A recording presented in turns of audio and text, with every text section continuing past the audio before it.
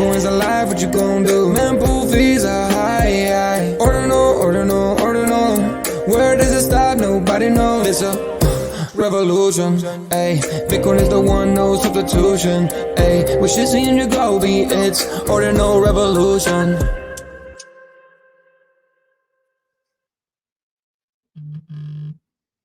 Welcome back to Ordinal Revolution. My name is Shizzy. On this channel, we cover the entire Bitcoin ordinal ecosystem, and that means some bells stuff as well, guys. I'm excited for this one. So we're gonna be digging into bells. I got bullish on this about a week, 2 weeks ago because of Francis put out a video on it, and I knew about it. I knew the creator of Doge kind of created bells and before Doge, and I wasn't really interested. It was kind of Bitcoin only, but then Fractal came out, and it got me thinking. Like this is kind of very similar to Fractal. I mean, we're gonna be able to do a lot of the same thing with the merge mining and stuff like that, opcat and stuff. So it got me thinking. I was like, this could be the decentralized because Fractal is gonna be very centralized, especially in the beginning. So I just got me thinking about bells and it got me bullish on it. And I'm curious to learn more. So we're gonna start doing a bi-weekly episode called Bell's Corner. We're going to dig in with Adam, maybe some other people around the space as well, and kind of really get a feel for what's going on over here and kind of really learn about this ecosystem. So without further ado, I'm bringing my partner here, as always, Mr. Yagobi. What's up, buddy? What's going on, man? So we're digging into bells. I'm not sure how you feel about this. I've been gung-ho about it, but how do you feel about it? Yeah, I mean, I think I first heard about bells last year whenever people were just kind of whispering about it, and then they had a little bit of momentum building up, right? They were talking about the ordinals and really kind of mimicking our ecosystem like Doge did, and then it went kind of dormant for a little bit, right? And then all of a sudden, out of nowhere, a couple weeks ago, I'm hearing more and more about it. I'm sure they've been working on it behind the scenes the entire time, but it's really cool. It's a UTXO based chain, so it's similar to Bitcoin in that way, and Doge chain as well. But the thing about bells is it's really picked up a lot of hype and momentum the past 2 weeks, really, and to the point to where people are just really aping into the bells coin itself. And now there's like I believe the first inscription token has a higher market cap than actual bells token, which is wild to me. So I guess we'll get into that once Adam gets on stage with us. Yeah, that's nuts. I heard it because you weren't able to list any. So people just kept buying them off Ordinals wallet, but there was like a flaw where you couldn't list any. So the price went insane. And Nintendo's wallet isn't live. Their marketplace isn't live yet. So it's like there's nobody else to buy besides Ordinals wallet. So people just kept buying it, but you weren't able to list it. So it was pretty nuts what happened with that. But let's actually learn more from Adam. But let's bring him in. Adam McBride, welcome to Ordinal Revolution. Thanks, man. To that point, it was one of those quirks where the website was broken, basically, and so all the existing orders you could buy, but obviously they're just going up in price. And so yeah, I mean, I think for like a couple of minutes, it hit like a $300 million market cap or something. But I was like, this is hilarious, right? And I was like, Ordinal Wallet finally figured out the greatest number to go up technology in the history of crypto. You simply just can't list for sale new items. And it was like, so it ran up in price, which was kind of funny because like we've been talking about, hey, when NOOK, which was that BR, what we call Bell 20 token, had been launched, we were like, because the supply is so huge, is it possible that one day it actually surpasses the actual market cap of Bells itself? And so very, very briefly, I think it did. But that was just one of these kind of funny quirks of bad technology and early technology. I mean, a lot like the Ordinals ecosystem, Bells is definitely building out that infrastructure, and you get some bumps in the road for sure. But there was no corruption by Ordinal's wallet, right? No, this is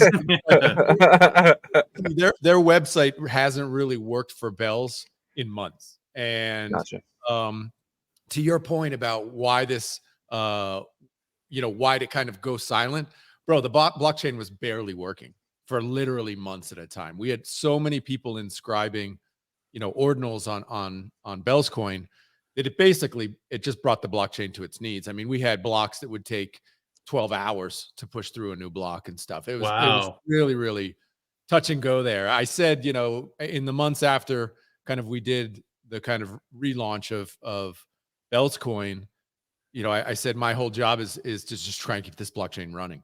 I didn't realize how blockchains could really come into significant problems. I thought, oh, it's decentralized, it'll never break, bro. It'll break.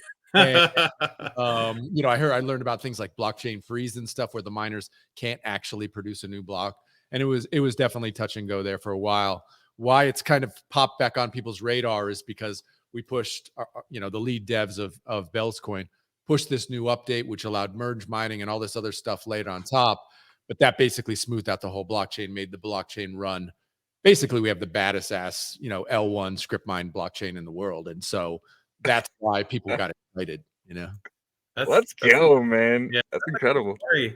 So, like, did you have to go and do some like Inspector Gadget stuff to figure out who the core devs were and all that good fun stuff, or did you already kind of know that? This is like the incredible thing. Like when we relaunched it in December of last year, like it was just, you know, 3 dudes each on our laptop, like, let's do this. This will be stupid, right? And we did it, and it got so much attention, like in that first week, that it basically got the attention of a lead dev. Our lead dev is literally like one of these rare like gigabrains who just was like, this is amazing. He's probably, I mean, I have no idea, but I'm sure he's mined and I'm sure he's got a ton, right, of Bell's Coin. And he was just like, look, this is such an interesting kind of narrative that I can get behind. I'm willing to, and he's put in significant amount of his own resources to kind of build out this infrastructure. And honestly, that was just luck and fortune. Like I feel very, very fortunate that we attracted just some really incredible people, not only him, but just there's a whole group of people around us that are just amazing. And we've been incredibly fortunate. It's an incredible story. I can't wait to kind of like learn it from the beginning. Sure. Would you kind of like first let's kind of get into you a little bit. You can take us far back as possible as we learn about Adam McBride. Well, I grew up in Connecticut now. I mean, I guess, you know, people typically like the crypto story, but I've been, you know, I tell people I've been an entrepreneur since I was 11 years old. Like I've always had businesses. Still have businesses with my wife here in Costa Rica. But crypto popped on my radar in like 2016. The idea when the ICOs were going off, the idea that you could crowdfund a business, you know, globally on crypto rails was incredibly attractive to me. I still think it's one of the best ideas that crypto eventually will happen once the regulations kind of get out of the way. It's just one of these amazing things that, you know, crypto will be that method. And so we just got to get these regulators out of the way. And so that really got me interested in crypto. And I tried to build a business in 2016 and 17, never did any business, but I learned a lot, learned about crypto. And then in 2020, late 2020 and early 2021, I saw the NFT thing happening. And I had seen NFTs kind of happen in 2017 with CryptoPunks and Crypto Kitties, really. But I always thought they were just going to be low value items. Turns out that was actually right. Most NFTs are low value items, right? But when it started happening in 2021, that's when I got back into it and really got into what we now know is like historical NFTs. That was the thing that just immediately ticked in my brain. Like this, just the idea that the first instances of this thing, which are digital items, ownable digital items on public blockchains, like that's a thing.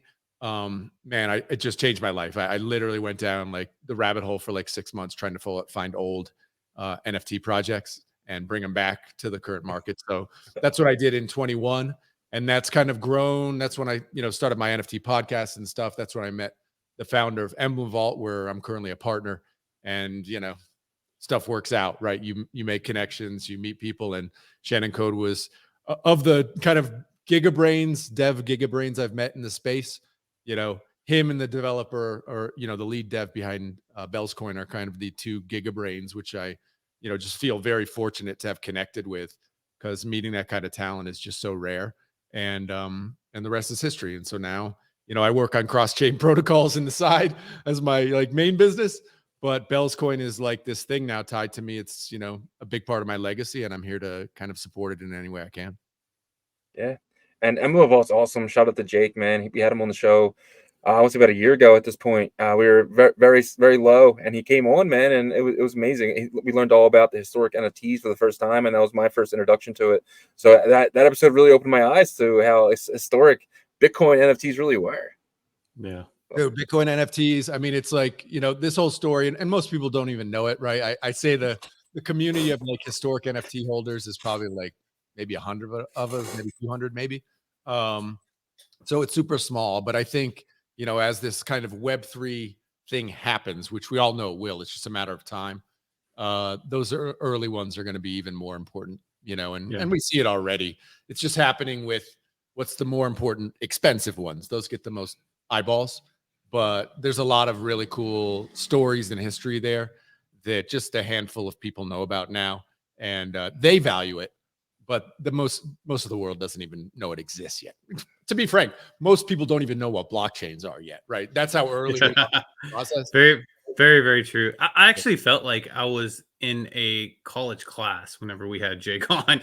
He definitely knows a ton about the history, and it made me feel like, you know, we're in this era of whenever, let's say, baseball cards started in the early 1900s, late 1800s, right? Like no one really thought too much about the value of these things until decades later, and I think that's what will happen with this space as well. So that was really, really awesome. Totally. I mean, that's part of the theory behind, and I think one of the main things why ordinals really popped was this idea that these are the first of something that we feel like is going to be huge, right? We feel like NFTs on Bitcoin are going to be really, really big. And so the first instances of those, are those going to be important? It's all a thesis. Like we don't really know yet, but certainly ordinals, you know, have a real darn good shot of that, of, you know, being the one, you know, even though Counterparty were earlier. True. I mean, look, rare Pepes aren't going anywhere, right? Everybody on crypto Twitter knows what a rare Pepe is, right? They just don't really know where it lives. You know, most people don't even know what Counterparty is. It's all this education stuff that needs to take place. I did see that they started a marketplace though, so I would love for them to kind of come back into the game. Obviously they're still, you know, the protocol is still alive and stuff, but it's just you know, ordinals kind of took the stage. But you know, I do believe that those older NFTs will resurface and have their time in this bull run for sure. It's funny because like even in the last, you know, few weeks, I think Emblem Vault had like 3 of the top 10 collections on OpenSea, right? It was like Rare Pepe, Spells of Genesis, right? And it's like, so they're there, and people forget that this incredible volume that's happened on Rare Pepes, right? It's literally like tens, hundreds of millions of dollars in sales, right? It's just that it gets forgotten. It's so ubiquitous. Everybody knows Pepe that it's kind of just blends into the background. And it's like, oh, of course. But yeah, it's transformational. Rare Pepes are pretty much the tops.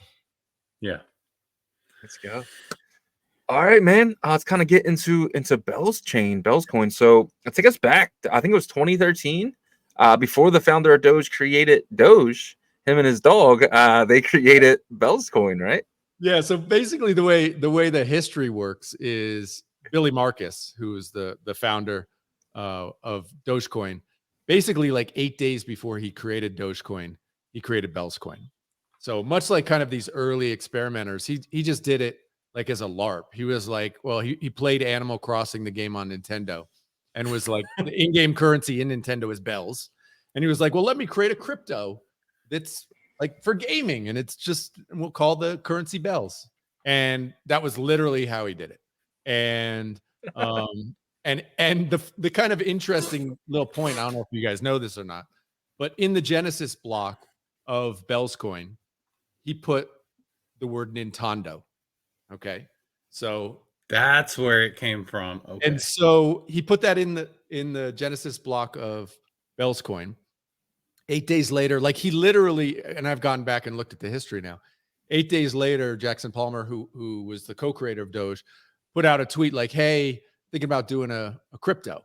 And Billy Marcus wrote him back, was like, hey, bro, I did one, 8 days earlier. Here it is. It's Bell's coin. And let's do this one Dogecoin. And they did it together. And Billy, as he's told us in private and actually in DMs and stuff too, he said like doing Dogecoin took him 5 minutes. He literally just copied the code from Bell's Coin and pasted it. And when he did that, he didn't change the Genesis block. That's why the Genesis block of Dogecoin says Nintendo in it. And so there's that really cool link between the two. The only thing he really did change was the tokenomics. And so if we get into the tokenomics of Bell's Coin a little bit, you'll see that I think Bell's Coin has this amazing tokenomics schedule. And so very different than Dogecoin, where Dogecoin is like, 10,000 Doge per block to infinity.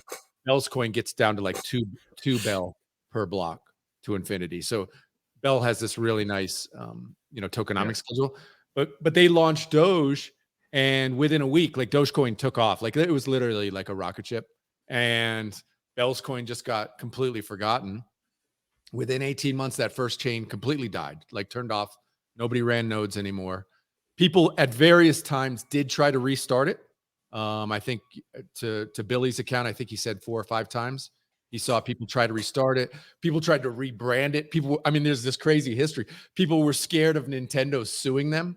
So they just made it like a bell, like a generic bell, and like took out all the reference to Nintendo and stuff because they were worried about getting sued, And I'm like, Bo, please sue us. This would be amazing. Yeah, that could be good publicity for sure. It would be like the greatest thing to ever happen to a crypto ever, right? Yeah. So how do you sue something decentralized, right? Yeah, who are you going to sue? You could sue me, but what are you going to get? I can't turn it off, right? Yeah. So we've leaned back into the Nintendo aspect of it because it's hilarious. It's like he literally did this as a goof on Nintendo and Animal Crossing, and why not lean into it? It's silly, it's playful. It doesn't mean anything really. I want to know. Yeah. I want to know if he's launched any other tokens, because it seems to be like they'll like kind of leave a project for a little bit and then it gets revived, because that happened with Doge too. Like Doge took off in the beginning, then after the initial run up in that bull run, they chilled out, and then it sparked again. Now we have Bells. So is there a third or fourth coin that I can get in early on? It's funny because Billy, he's a really nice guy, and he actually helped us quite a lot in the early kind of foundation days of Bell's Coin to connect us with, core devs of Dogecoin, who helped us a lot from a technical perspective. But if you follow him on Twitter, and he's a huge Twitter, personality, you'll see that he's very much anti-crypto. I think his early crypto projects, which are Bells and Doge, were this like, how stupid is this? This is the dumbest thing on earth, right? And I think that's part of the much wow culture of like Dogecoin was this is just dumb. And he's basically been driven out of crypto. Those Doge guys, you know how communities can turn pretty toxic on Twitter and all the rest of it quick. And certainly it got so big and whatever that, I can imagine he was like, people were, you got to promote this. I'm down bad, all that sort of stuff.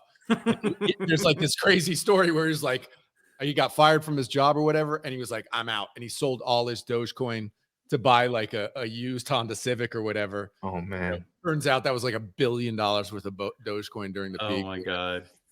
So he has these crazy stories behind Dogecoin, which are of course legendary, but the tie to Bell's Coin, I think when people hear that story, that's the real thing that just connects with Bells, and people are like, man, this is, dude, like literally the father of the biggest meme coin in history this was his baby. Is pretty awesome. I think that's the best part of the story. It's a cool story. What was Bells a fork of Bitcoin, or did he create his own type of chain, or was it like, because I don't think Litecoin was out yet. It was Bitcoin forked to Litecoin, and then it was like Litecoin to Lucky Coin, and then he forked Lucky Coin and turned it into Bell's Coin. Yeah. What is Lucky Coin? Do we have to go buy this? That's just like a week ago, guy. Since my initial post, people have found it. There may be like 5 Lucky Coins running right now. Yeah. Wow. People, copycats is what we do in crypto Twitter, right? So yeah, they're out there. Yeah. The Doge dog, real quick, is that Billy's dog or is that the other guy's dog? Oh, it's neither of them. Yeah, they took the meme, like the guys with the dog with hat just grabbed it off the internet. Like that I assume that they own the dog. Okay. They just grabbed that dog. Okay. That's fun.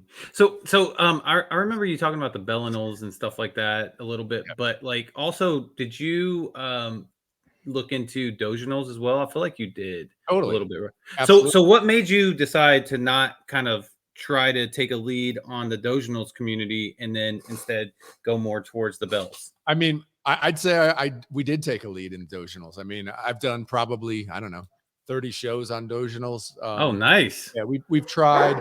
Oops, sorry guys.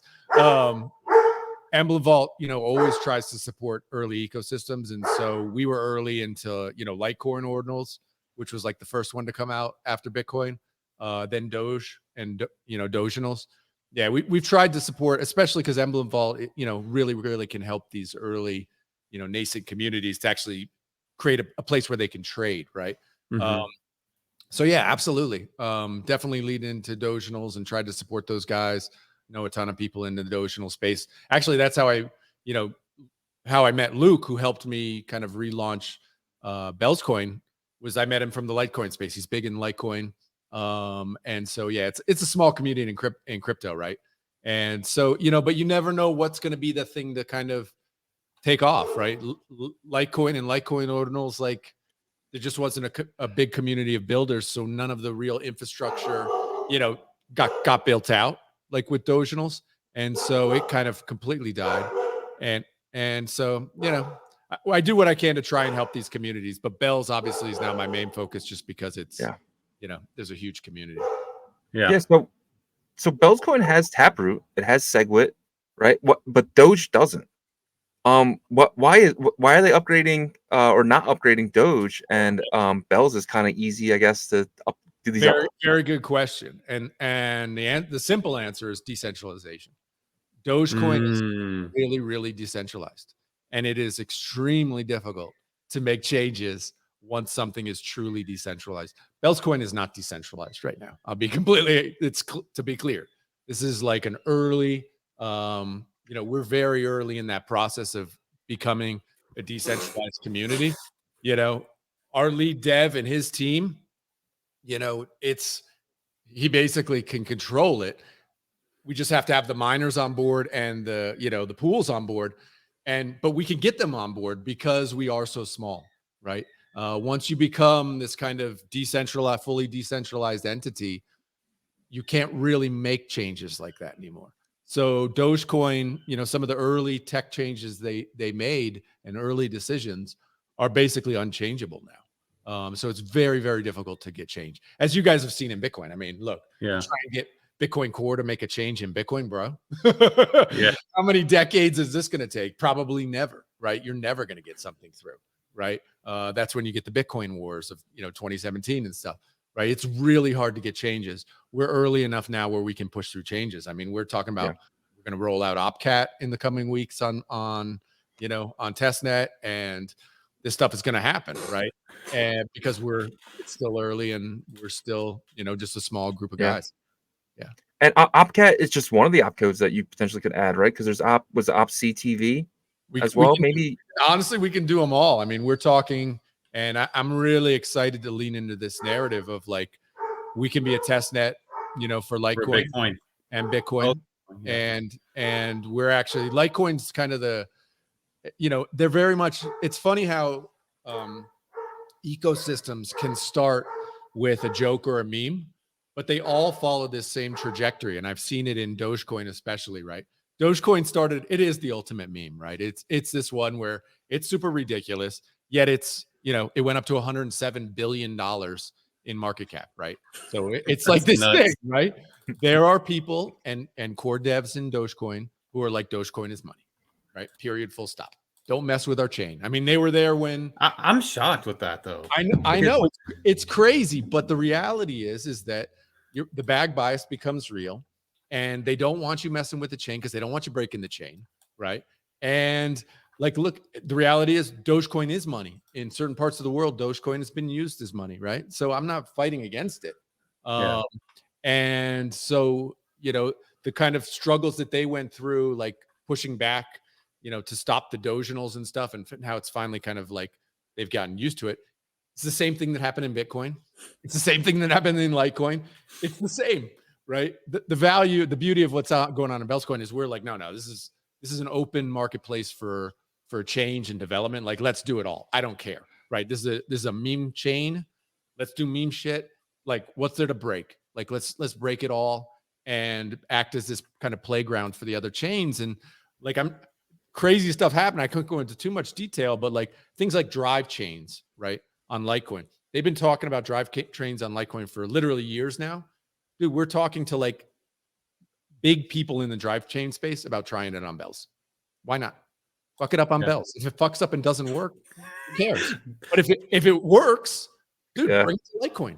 And then Litecoin has this functionality. And in the same way that, Litecoin did whatever, SegWit, and now it's on Bitcoin, let's do it on Bells, mess it up, whatever. And at the end of the day, you could always fork Bells. Like if problem happened and you guys can't stop, you can just go back to the day that you just keep forking it, man. Like, I mean, no, but honestly though, but honestly though, if something did happen, let's just say 2 weeks into the update, oh, this is screwed. You could just fork it and continue from the process 2 weeks ago. I mean, it would suck for the people who made trades, but at the end of the day, if it's that centralized for now, but you can do that for growth, right? You can do that now for 10 years from now. Be like, oh wow, I'm so glad we did that. Totally. I'm super excited. This is not where I thought it would go. When we first launched, I thought it was just going to be a meme coin and that was it. But once I realized, and I credit Luke with this because Luke is like this super dev and like very involved in the Litecoin space, knows tons of people. And so moving in this direction, it just feels like this is a great direction because crypto is so stuck in these ways where it is just so difficult to do anything new. And we have a real opportunity to kind of just do some new stuff. And I'm excited about that. Yeah, I love it. I'm excited for it too. Like I didn't realize, like I didn't really know too much about it up until like last week, and I really started digging in. And now it's like it's exciting. It's different, It's like because obviously right now they're building Fractal, right? And Fractal is a fork of Bitcoin. They're able to do everything. Us degens, like they're building this fork for us, right? So it's made for degen ordinals users. So, but it's very centralized to the point of Unisat. 50% of the supply was pre-mined. We're going through the tokenomics today. But something like Bells, it's been around since 2013 and people's been mining it. It's not that way. So you could actually do everything they're doing on Fractal on Bells and have it in a more of a degen fun way, right? Yeah. And I think the main thing there is that you as an individual can own a significant portion of the underlying infrastructure, right? Which is the underlying token. Right. In Fractal, you're not getting that because it's owned by these dudes. Right. And then the rest of us have to fight for the remaining whatever percent. Right. Bells right now, and we could talk about emission schedules and stuff like that. But it's like 90 more days of this last kind of big epoch where there's, miners are still mining, I don't know, 200,000 Bell per day or something. It's a lot. Right. And they're just dumping them. Right. Where, I mean, this is kind of like Jack Liu's thesis was that, if you're going to build something on a chain, your best strategy as like a business owner, if you're going to put your time and energy or an individual and you're going to develop something on that chain, the best strategy is to try and own as much of the underlying infrastructure as possible, right? Because if you do that, whether or not your project's successful, when you're building that out, you're talking about it, you're on social media, you're promoting it, you're doing all this stuff, you're bringing value to the underlying chain just by you building and talking about it, right? And so even if your project fails, right, if the chain rises, you have some value there that you've accrued, even if your project fails, right? And I love when he told me that strategy, I was like, that's an incredible strategy and that's still possible in Bells, right? Obviously it's $1 or something right now per Bell. When guys were getting in at 14 cents, 3 weeks ago, you could just own so much more of the underlying structure. And so, yeah, I still think that's one of the best things about Bell that just separates it from, any sort of like VC-backed tokenomics thing. I mean, look, I'm not averse to VCs at all. I think it's super important, but you have to know what you're kind of getting into. And, I mean, you talk about centralization, that's a centralized entity running that thing, which can be fine, but Solana realize what it is. It is what it is, man. And at 50% ownership, well, that seems like a whole fucking lot. I don't know, but yeah, some of the best like businesses and ideas come from things that you never expected it to. And that's what this kind of seems like it could be, right? Like you said, when you stumbled into this, you weren't planning everything to play out the way it has. At all. And I'd like for to 2 years down the line be able to tell people, hey, we had Adam McBride on our show, the one of the founders that regenerated Bell's chain. That would be awesome, man. But who knows where it goes, right? It could be huge. Because like you said, you're gonna do a lot of testing on it. And if you do drive chain stuff, if you do roll up stuff, if you do all this stuff, it might end up being the super chain at the end of the day. Bro, make it happen. Can we wave a magic wand? Hey, stupider things have happened in this world. Yes. Stupider of things have happened. Nobody on earth, when Dogecoin launched, could have thought that Dogecoin's $100 billion coin, right? That doesn't make 100%. It still doesn't make any sense. And then no one would have thought it would happen twice with Shiba, right? That's right. That's right. Yeah, I mean, look, memes are important. Meme coins are important. I'm actually there's some, there's debate on what meme coins are for. My personal belief is actually we're playing around with the future of money. And do I believe in hard money? Yes. Do I believe in Bitcoin? Yes. But obviously Bitcoin's completely lost the plot of, a peer-to-peer cash system. That's long gone, right? So what's that going to be? And it's very possible we are now dealing in the realm of memes and meme coins, and people are going to pick what kind of basket of currency they use. And so that is completely possible. Would I love Bells to be a part of that? Of course, right? It might be, it might not be, right? But I do believe, us and the people we deal with every day, we're kind of playing around in this space and figuring it all out. That's for sure. Yeah. 100%. So, I mean, pretty obviously you're definitely mining Bells, right? No, no, not anymore. Bro. What do you mean? That lasted, bro. I like to fade my own stuff. I was talking, like, somebody on Twitter the other day was like telling a story of losing. I don't know what it was. But dude, I'm like, everybody in crypto has these. Like, how many of these do I have? It's literally like infinite, right? The number of times I faded things. I was right there at the birth of it. I was right there at the birth of Ordinals. Literally before Ordinals. We interviewed Casey on the show, 6 months before Ordinals launched. 2 weeks before Ordinal launched, Casey's like sharing my screen, trying to get my, full Bitcoin node up, right? I didn't mint any. I didn't inscribe any Ordinals at the beginning, right? Yeah. Because I was like, and guys were like, Raph is like, bro, just let me make you a couple. What do you want? Just send me. I was like, nah, don't worry about it, dude. Yeah. So we fade our own stuff, and that's part of my history, and I'm totally fine fading it. I did mine it, to be clear. I did mine at the beginning, like on my kids. Had to. Yeah. That literally after, my post went live, the ability to mine on your home computer lasted like 12 hours. And then, people you probably had on your show who are Bitcoin miners saw my post and were like, oh, let me spin up my ASICs. And they sucked up all the, bells. And now it's, I mean, I don't know if you guys saw, but once we started merge mining, it was the #1 script mine coin, by hash rate in the world. Yeah, in the world. That's awesome. It was larger than Litecoin and Dogecoin for a time, and now it's kind of bumping between first and third. But it's incredible, man. It's literally that blows my mind. Like, blows my mind. I imagine the merge mining helped a ton. Oh, bro, it's everything. Like, literally, Billy, within when we relaunched it, like I think maybe the second day, was like, you guys need to merge mine this as soon as possible. And I was like, why? He's like, because the chain's gonna die. And I didn't realize like what he really meant. But what he meant was the system for detecting how many miners were on and adjusting the difficulty was so slow in Bell's coin that it allowed miners to jump on when they thought they could mine a lot for free and then jump off. And that's where we had these freezes of the block for literally hours at a time. And he was right. And so, the guys worked on it really hard to get it done. But yeah, merge mining was like the big thing we had to do to for the life of the chain. Could you explain what merge mining is for anyone who doesn't know? Sure. So if you have a box, just to simplify it, you have a box at home and you're, running an ASICs miner and you're mining Litecoin. What that does is, if you think about it as like buying a lottery ticket, so those miners, what they're doing is they're basically guessing a really long number, right? And if you can guess the real long number for Litecoin, right? And eventually maybe you hit one and you win that block. Okay. What merge mining does is they say, okay, well, we have Litecoin going. Now we're going to do Dogecoin too. It's basically you're guessing the same number, but it guesses it for both blockchains at the same time. So you guess a number, does it hit in either one? No. You guess another number, does it hit in either one? And then you can win either one of those blocks. Okay.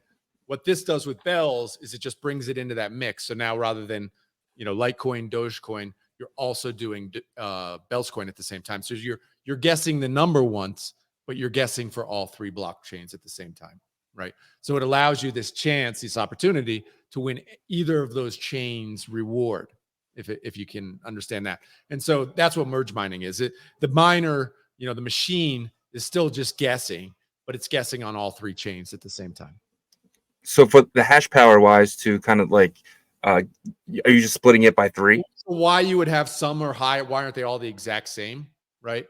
It depends on how the miners themselves have set it up, and that's basically the pools. The pools really control all this hash power, and so if they set up bells as the principal, or if Litecoin's the principal, it kind of varies the hash power. But they're all really tied together. It really doesn't mean much at this point in time because they're kind of all being mined, concurrently.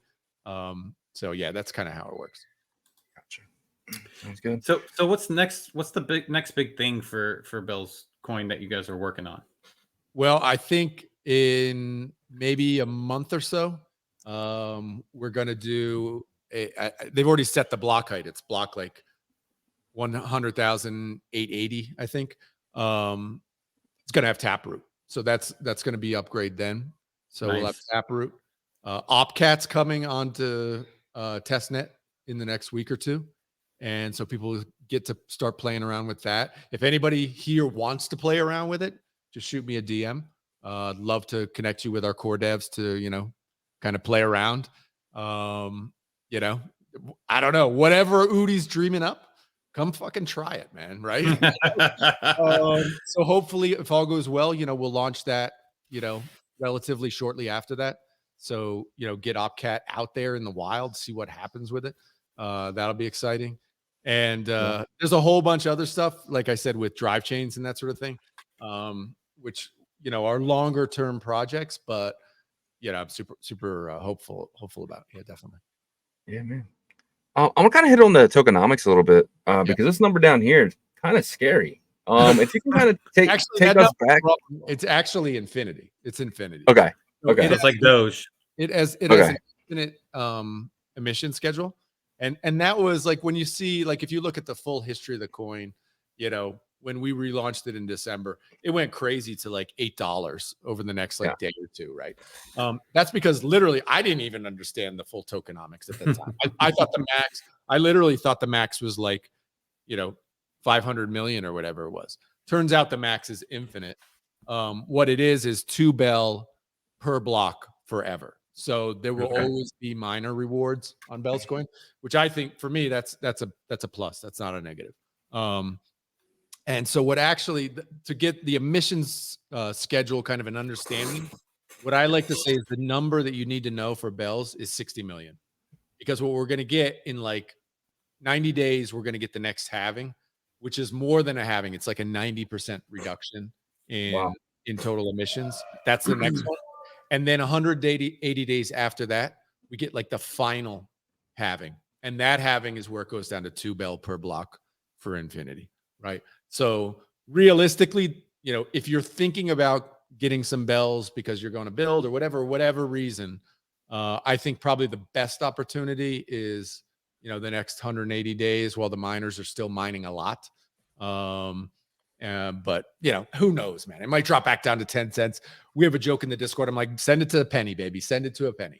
Right? I don't know. I was actually like going through the mud, and when it was, the blockchain was terrible and it was all awful, I felt really good because everybody in our Discord and people who were like in Bell's coin were able to like literally pick it up at 15 cents, 20 cents. We got guys in there who picked up the pure bottom, 14 cents or whatever. That's awesome, man. The accumulation phase where things are awful and you are not like, there was, when it was at 14 cents, trust me, there was significant uncertainty of whether this chain was going to actually function, right?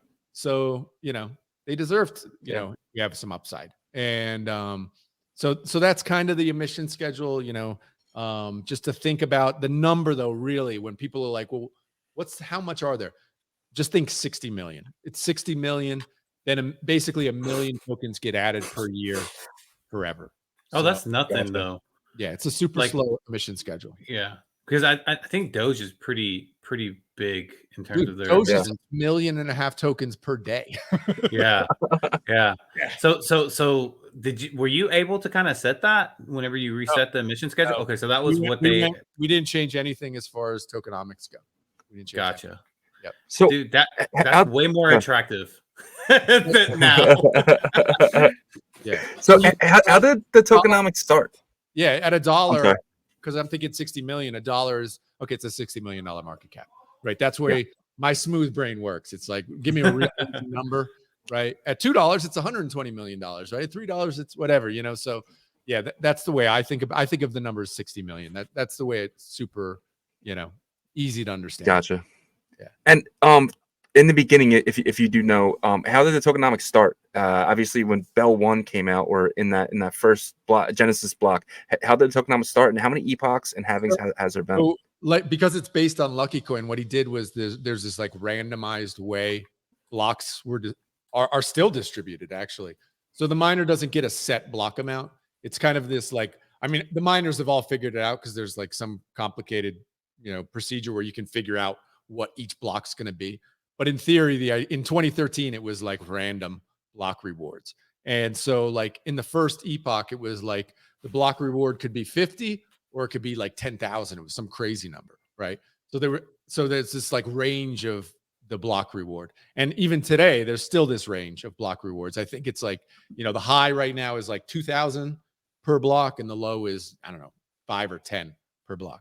So there's like this randomized element to it for what the block reward is. That's like a legacy of, what like Lucky Coin did, was just this like trying to randomize the block reward. I don't know why they did it necessarily, just for fun and shits and giggles.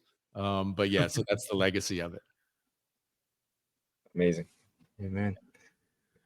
All right. Well, is there anything else that maybe you didn't pass up on, or Inscriptions? let's kind of get into that. Yeah. So how did how did that start? Yeah, no, I just going to say how did that start? So within maybe a month of the kind of us bringing it back, the devs were able to upgrade to enable inscriptions. And so it's just like ordinals, but it went completely crazy. Actually, if there's one thing I wish it would have been like better, it would have been like just delaying the inscriptions, because that totally like Messed it up. blockchain, bro. Totally. We had like million, like the mempool had 1 million transactions in it, right? It's like it just couldn't work, man. It was like could not work. It literally brought the blockchain to its knees, and so so that happened pretty quick, because everybody is just, the idea of being able to, mint stuff for basically free or inscribe it for near free and be able to kind of flip these things out. That's super attractive. And so, the degens came in and, but there are way over 100 million inscriptions now. I have very little doubt we'll be the top chain as far as number of inscriptions. I'm sure we'll pass Doginals relatively quickly once it comes like fully online. Cause now it's like people are back, minting and inscribing and doing all that sort of stuff. So, for me, it's like, well, what can we do with it? Rather than just minting PFP collections, I want people to just try new stuff, right? What's the cool stuff? Make a game, I don't know, just do something weird and wacky. That's what I'm trying to encourage people to do, because, I just know that it's not copy pasta that brings you over the finish line. It's doing something new and interesting. And I'm hopeful people play around on bells and actually do stuff. Yeah, that's going to be interesting. I remember like actually hearing about that, the mempool getting really clogged up. I think Sam Sage was over on bells, and there's a couple other people that were just messing with it because it was new and fun to them. Do you see Bell's chain possibly being like this, kind of like an EVM chain to Ethereum, but like, UTXO to Bitcoin, like where there'll be dApps, like maybe like leveraged dApps on there and stuff like that? Or do you look at it more as so kind of like how Doge did initially? It's like it's just fun, just kind of like memes, jokes, and stuff like that, like images.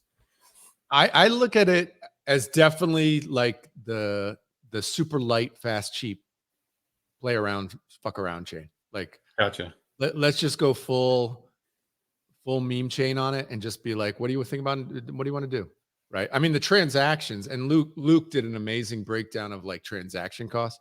Even if we like 20x scale, and we're doing a lot of transactions right now, but even if we like 20x and went like huge, bro, it's still like, fractions of a penny for a Wow. transaction. Like it's super, super light. How And fast are the blocks? blocks are every minute. Okay. And I mean, it's like, if you break it down, like Bitcoin is, 10-minute blocks. In those 10 minutes, it's like 4 megs. Bells is like 40 megs over that same 10 minutes, right? Gotcha. So it's significantly more. And it's just, yeah, I mean, part of it is like, I don't want to direct the chain. Obviously, I can't, right? I can't direct people what they want to do. I just want to encourage people to experiment, right? I think, looking back in crypto, the things that really moved the needles were the things that were different. And or were ideas that were in the past, but people brought them to today, right? And met the market in the right spot. It was a combination of like right timing, right product, right people, and the market worked. Like I want people to just fuck around and find out, dude. And like if somebody's on Bitcoin and like, fuck, I want to do, like I know people who are doing like AMA swaps on Bitcoin and they're like, they're so scared because everything's expensive and they don't want to, people lose their Bitcoin and like terrified and they don't know how to set it. It's like, just come over, dude. What's the worst that can happen, bro? Like, somebody loses $20, like who cares? Like, you know what I mean? And so, yeah. And it's so easy. I've talked with enough people now to the porting stuff over is really, really simple. And so, yeah, I'm encouraging people to just like play around, and maybe something hits. And if it does hit, great. I mean, maybe it hits and it's just on Bell's coin. Awesome. But if it hits and then you want to port it over to Litecoin or Bitcoin, you can do it. Yeah. Yeah, man. Love it. I want to jump into Nintendo. Do you know the creator? Because the wallet is phenomenal, and the marketplace just kind of opened up today. They're having some issues on day one here, troubles, man. but it's up, it's running. You can take a look at it now for the first time, and really, really cool. What can you tell us about these guys and what they're building? Yeah, these guys are good. I mean, it's been kind of one of my point of emphasis is like, you got to get the wallet infrastructure right, dude. It's like, without good wallet infrastructure, nothing works. Like no degens are going to be, they want to do it all on their phone now, right? Yeah. So it was a big point of emphasis, and fortunately, we were able to, they're a team that was able to get this up and running. And I think, it's going to be on, the App Store, and so you'll be able to run it natively on your phone and stuff like that, which is going to be huge. But even right now, you can still run it on your phone. There are ways around it, but it's a web browser. You run it on Chrome and stuff. It's in the Chrome store. It's light, simple, and I mean, it's just like a simple user interface that everybody's familiar with. And so yeah, I'm very bullish on what they've built. It's obviously slick. I still, the Ordinal wallet guys who were there at the beginning, I'm friends with those guys. Still encourage them to push forward, and I know they're trying to fix their stuff. Because I like competition in the space. You don't want just one wallet, you want multiples. And so, I'm still pushing the Ordinal wallet guys to get their site up and running, because they were the only place, to trade all this stuff early on. And so, yeah, I encourage them to keep going and keep pushing. And I know they are. They were basically waiting for the version 3 upgrade to kind of upgrade their whole system, and they're working on it now. But it's hard. Tech is fucking hard. Yeah. If somebody like Xverse would come in, and obviously that's the granddaddy, you would obviously love for them to come over. How much harder would it be just to kind of use what they already have for Bitcoin for Bells? I think it's probably not that hard. The thing is, if I talked to Jan and I was like, I don't know if I'd necessarily recommend it to him, because from a user experience, you want to keep these things as clean as possible, right? I mean, if you guys were there at the start of Ordinals and, using like the Sparrow wallet, right? Which Bitcoiners are like, why would you need another wallet than Sparrow? Sparrow's the best, bro. It's like the most complicated user interface of all time. Right? We've heard the horror stories. Yeah, bro. It's like no way. And so it's really difficult. You know, it's really difficult to bring multiple chains into a wallet and still have it feel, you know, slick. So, you know, I'd love it, of course. You know, Jan, hit me up, man. Today, let's make it happen. But I understand from a product standpoint, sometimes you want to keep it simple, right? Yeah, but I mean, right now, obviously, it's probably what we could, like, you know, it's not going to be incentivized to do that. But in, you know, 6 months to a year, if Bell's still up and running, it could be very much incentivized. And I was just curious about how easy it would be just to be like, all right, a week, boom. I mean, I've learned that nothing's easy in tech, and especially blockchain tech. But I mean, like I know the guys who have like Doge, you know, Doge wallet and stuff, and we're talking with them. But again, like you made a great point, which is like you've got to have momentum, you've got to have traction, right? Yeah. And we're not there yet. I mean, I'm hopeful we get there, but we need to create we need to create a far more robust kind of community environment. And what happens then is number goes up, right? And once you've done that, then number go up is the magic technology that makes everything happen, bro. Right? I mean, it really is. Like, the reason I'm talking to you is because number went up, right? I mean, it's like that's the way it works. I wish it weren't that way. I wish it was just about this is good for humanity and all that bullshit. Nobody cares, right? People fucking care about number go up, right? And so, you know, and I realize that number go up is based on a bunch of things, right? And for blockchains, core blockchains, like L1 blockchains, number go up is super important. It attracts developers. Developers bring apps that people use. Yeah. People use, make number go up, and it's a virtuous circle, right? So how do you make that happen? And that's what we're working on, man. Make that shit happen. You know, I mean, it works for me. Number one up. I mean, I got in at 70 cents, and then next day it went to $1.40. So I mean, I got excited after that. Like, what's going on with this? So I mean, you're 100% right. I mean, number go up drives attention. Dude, number go up is the reason ordinals work, right? Casey and all his genius, you know, part of its fate, timing. Look, the market was ready for it. You know, NFTs had hit in 21. We were ready for another kind of NFT cycle, and NFTs on Bitcoin made perfect sense from a user perspective. And then you layer on number fucking go up, right? Early ordinals went for tens, hundreds of thousands of dollars. Number go up technology. Everybody comes in. Builders come in. And now we have a vastly improved Bitcoin ecosystem simply because of that. And so, yeah, man, I'm all about number go up, man. Number go up makes shit happen for sure. I love it, Adam. This has been absolutely amazing, man. I want to kind of give you the stage here while we wrap things up, and you can kind of talk to our audience. Really, anything you want. You can put your salesman hat on and get them to sell some bells. No, I'm just kidding. But you can have the stage. Time is yours. Nothing to sell. But if you do follow me, you'll see Bells Coin on my timeline for sure. People bomb me all day long, so I engage with Bells Coin a lot. But of course, Emblem Vault's my core business. It's what I really focus on. I'm obviously a believer in a cross-chain future. This is the way it's happening, right? There is more than one chain. How all these chains work together is my true passion. And so, yeah, if you follow me, that's what I'm all about. I love it. Yeah, man. Well, that's been absolutely amazing. I definitely want to continue this. Call it like a little mini series called Bell's Corner. Kind of have you back on again and go over the updates, because I'm sure there's going to be updates galore, especially with the 2 weeks thing. And so definitely want to see you in a few weeks if that's okay with you. Of course, man. Appreciate you guys. All right, thanks, Adam.